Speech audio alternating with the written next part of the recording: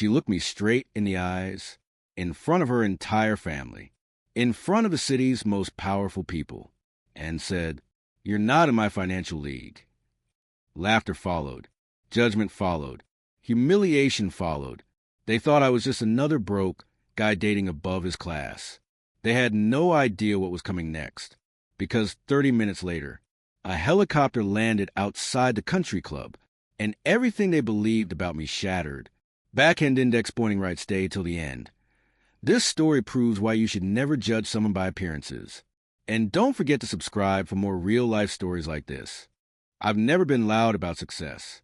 Not because I didn't have it, but because I learned early what money does to people when they see it before they see you. I'm a tech founder. On paper, my company looks impressive. Fast growth, quiet acquisitions, numbers that make investors smile. But if you pass me on the street, you'd never guess it. I drive a silver Toyota Camry with a dent near the back bumper. My clothes come from regular stores. Nothing flashy, nothing designer.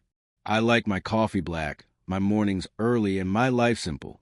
That wasn't always intentional. Years ago, when my first startup took off, I made the mistake of celebrating too openly. Suddenly, conversations felt different. Compliments had an agenda. People laughed a little too hard at my jokes. Some friendships felt rented, not earned. That was the moment I understood something important. Money doesn't just change lifestyles. It changes how people look at you. So I made a quiet decision. I stopped talking about what I owned. I stopped letting success speak before my character did. I built a life where my bank balance stayed invisible and my values stayed front and center. Because I wanted something real, real friendships, real love, real connection. My philosophy became simple. If people like me without my money, then they like the real me. That belief shaped everything. It shaped how I dated, how I showed up in rooms, how I listened more than I spoke. I never pretended to struggle, but I also never tried to impress. I wanted to be chosen for who I was when there was nothing shiny to distract from it. That's how I met her. She saw the Camry, the modest apartment, the calm, predictable routine. She saw a man who worked in tech, sure, but nothing extraordinary. And at the time, that felt safe, honest, grounded. I didn't hide my wealth out of fear. I hid it out of hope. Hope that one day someone would look at me and see me, not numbers, not status, not leagues. I just didn't know yet how painful that hope would become, or how quietly powerful the truth would be when it finally surfaced. I met Serena on a Tuesday afternoon, the kind of quiet weekday where the coffee shop feels like a pause button on the world. She was standing ahead of me in line, arguing softly with a barista about oat milk versus almond, smiling as if the debate itself amused her. When she turned around and caught me watching, she laughed, not embarrassed, not guarded, just open. "Sorry," she said. "I take my coffee very seriously." "So do I replied. "But I pretend not to." That was it. That was the start. We sat at separate tables at first, exchanging glances over steaming cups, until she gestured toward my seat and asked if I minded company. Conversation flowed easily, almost suspiciously so. We talked about books, travel, the strange comfort of routines. She spoke with confidence, the kind that didn't need validation, and I found myself drawn to how effortlessly she moved through the world. It wasn't until later that I learned Serena came from old money, the kind that didn't announce itself but assumed its place. Her family name carried weight in rooms I'd never stepped into. Generations of inherited wealth, private schools, summer homes with histories longer than my entire bloodline in this country. She never bragged about it, but she didn't hide it either. It was simply normal to her. And strangely, that didn't intimidate me. What did unsettle me were the small things, the pauses, the assumptions. Early on, she asked where I lived. When I told her the neighborhood, she smiled politely, then said, "Oh, that area is changing, isn't it?" When I mentioned my Camry breaking down once, she joked, "Well, at least it's reliable in its own way." Nothing overt, nothing cruel, just comments that landed a second too heavy. Still, the chemistry was real. Our date stretched into hours. She listened when I spoke. She remembered details. When she laughed, it felt genuine, and when she held my hand, it felt like she meant it. I told myself I was overthinking the rest. Then I met her family. Their home looked like it had never known inconvenience. Wide hallways, art that felt older than democracy, staff who moved silently like part of the architecture. Everyone was polite, impeccably so. Smiles were practiced. Questions were gentle, but sharp beneath the surface. "So, what exactly do you do?" her mother asked, swirling wine in a crystal glass. "I'm in tech," I said. "I run a company." "How nice," she replied, already turning toward someone else. Her father shook my hand firmly, but briefly. "Startups are risky," he said, not unkindly. "But ambition is admirable." I nodded, understanding the translation. Temporary. But it was her uncle, Reginald, who perfected the art of polite humiliation. Reginald was tall, silver-haired, always impeccably dressed. His words were smooth, his tone warm, but his eyes assessed people the way one inspects antiques, for value. "So," he said at dinner, smiling across the table, "Serena tells us you're very driven." "I try to be," I replied. "That's wonderful," he said. "Of course, drive is essential when one doesn't have foundations." The table chuckled softly. Serena squeezed my knee under the table, not to defend me, but to soothe me, as if the moment required comfort, not correction. Another time, he asked what car I drove. "A Camry," I said casually. "Ah," he nodded. "A sensible choice. Very practical. My first car was a Jaguar. Different times, I suppose."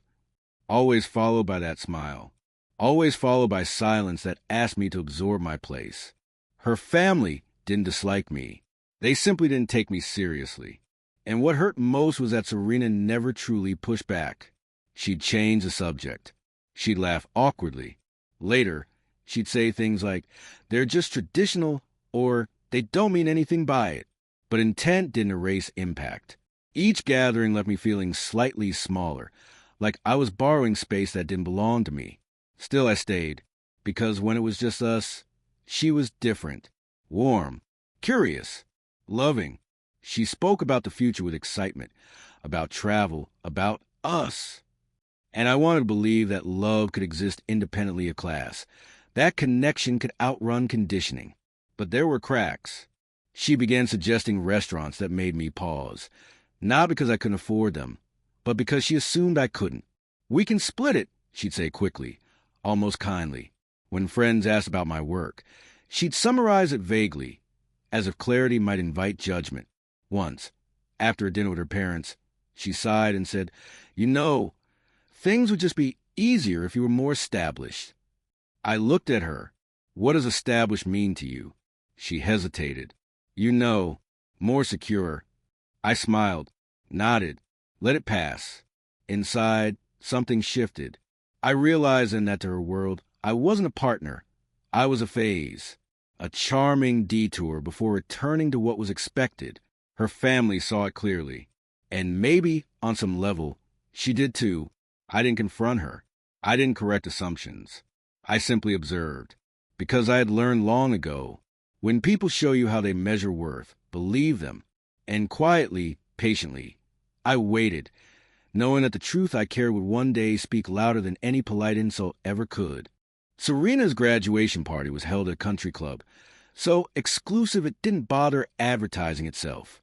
No sign out front, just iron gates, manicured hedges trimmed to mathematical precision, and a long driveway that seemed designed to give guests time to remember who they were supposed to be. As we pulled in, Serena adjusted her dress and smiled, excitement shining in her eyes. "I'm so glad you're here," she said. "This is a big day." "For you?" I replied and meant it. Valets took the keys without a glance at my Camry. Inside, everything gleamed, marble floors, chandeliers, polished silver trays floating through the room on the arms of staff who moved like ghosts. Conversations overlapped in low, confident tones. Laughter came easily here. This was a room full of people who had never doubted their place in the world.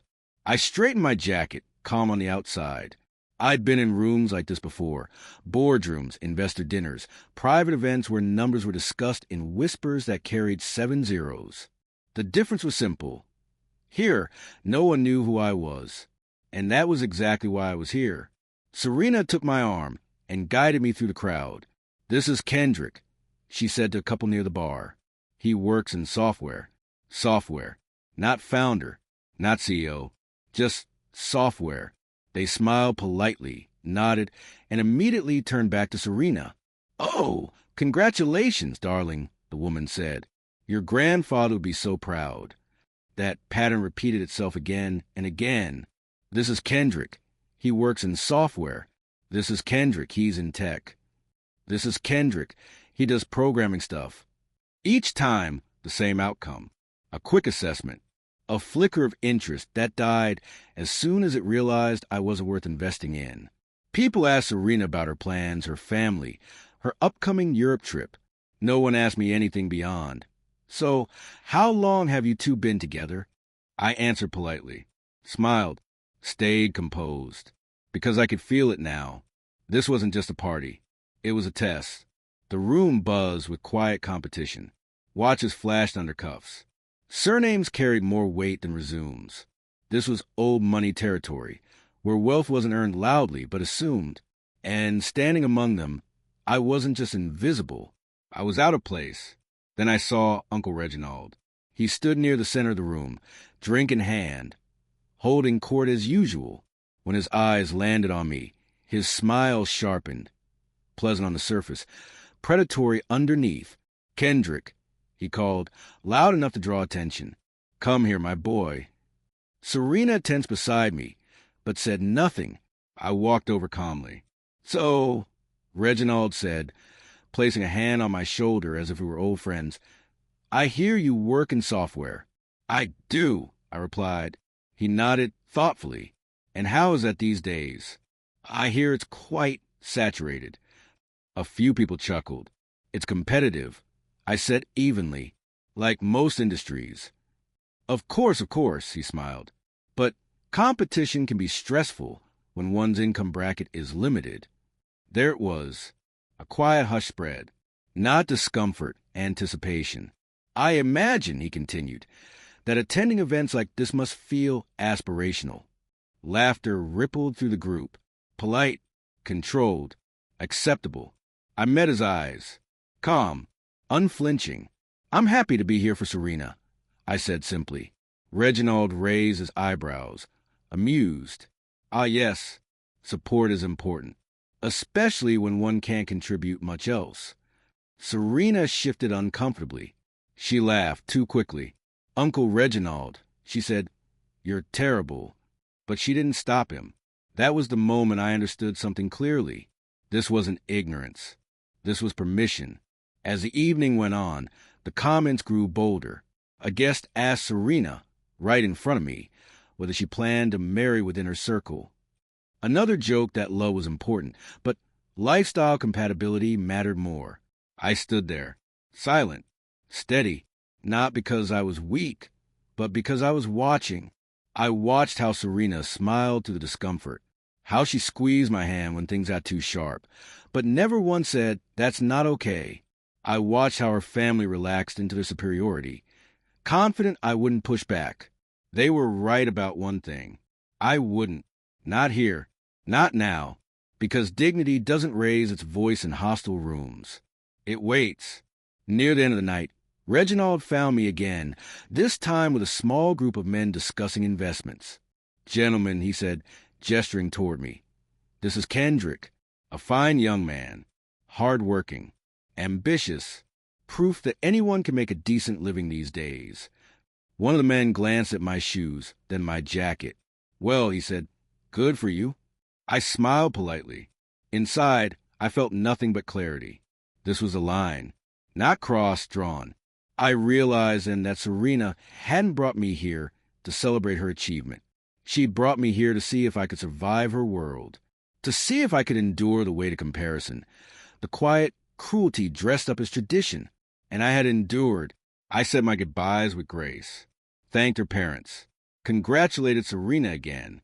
As we walked toward the exit, She leaned in and whispered, "I know tonight was a lot." I nodded. "It was—" She hesitated, then said, "They don't mean harm. They're just used to a certain standard." I looked at her, really looked at her. "And what standard is that?" I asked. She didn't answer. Outside, the night air felt lighter. As the doors closed behind us, the laughter and clinking glasses faded away. I took a slow breath, my composure intact. They thought I'd been quiet because I was small. They had no idea that silence, when chosen, is power. And they had no idea just how expensive their assumptions were about to become. The night should have ended quietly. It should have faded out with polite goodbyes and strained smiles, with us leaving early and pretending we were both just tired. That's how people like Serena's family preferred discomfort. Tidy, contained, invisible. But alcohol has a way of loosening truths that discipline keeps on a leash. By the time dessert was served, Serena was glowing in that reckless way only champagne confidence can produce. Her laughter was louder now, her movements looser, her words sharpened by the applause of a room that adored her. She was surrounded by friends, family, and admirers, people congratulating her, lifting glasses in her honor, celebrating her future. A future I was no longer part of. I sensed it before it happened. There's a stillness that comes before impact, a subtle shift in the air when a moment decides to become permanent. Serena walked toward me with a half smile, glass in hand, her cheeks flushed, not with embarrassment, but with resolve. "Kendrick," she said loudly, too loudly. Conversations nearby began to slow. "Yes," I replied calmly. She turned, gesturing for attention, as if this were just another toast. "I think it's time we stop pretending." A few people laughed, assuming this was playful. She looked at me, not unkindly, not lovingly, but analytically, like someone finally saying something they'd rehearsed privately for weeks. "This," she said, motioning between us, "isn't working." The laughter faded. I didn't move, didn't speak. She continued, emboldened by silence. "I mean, we're just in very different places. Different worlds, really." Someone shifted uncomfortably. Another sipped their drink a little too quickly. Serena took another sip of champagne, then smiled. "You're a good guy, Kendrick. Truly. But let's be honest, love doesn't pay country club dues." A ripple of murmurs moved through the room. She wasn't done. "I've tried to ignore it," she said, pacing slightly now, warming to the moment. "But eventually reality catches up. I can't keep dating someone who isn't in my financial league." There it was. The words hung in the air like a verdict. A few gasps, a few nods, a few people looking at me with something close to pity. I felt every eye turn in my direction, waiting for anger, waiting for denial, waiting for collapse. Instead, I stood still. Serena laughed softly, mistaking my silence for surrender. "Oh, come on," she added lightly. "Don't look so shocked. You had to know this day was coming." Then, as if to make the moment unforgettable, she added, "I mean, you drive a Camry, Kendrick." A Camry. That should have been my first clue. Laughter burst out, uncomfortable, scattered, but real. And then Uncle Reginald stepped forward. Now," he said, placing a hand on Serena's arm like a benevolent moderator. "Let's not be cruel." He turned to me, smiling kindly. "Breakups are hard, especially when one partner has fewer options." A pause. "But Serena is right," he continued. "This family operates at a certain level. And while ambition is admirable, reality must be respected." He raised his glass slightly. "No shame in knowing one's limits." The room exhaled. Permission granted. People leaned in, watched, some with interest, some with relief that it wasn't them. Serena folded her arms, satisfied. "I think it's best if we end this now," she said. "Cleanly, publicly, no confusion." She tilted her head. "You understand, right?" I looked at her then, not the girl from the coffee shop, not the woman who held my hand and talked about the future, but this version, the one shaped by applause and hierarchy, the one who needed witnesses. "Yes," I said quietly. The word surprised her. "That's it," she scoffed. No speech, no defense. I met her eyes, calm, steady. No, I said, I understand. That unsettled her. She laughed again, sharper this time. Well, good. I'm glad you're being mature about it.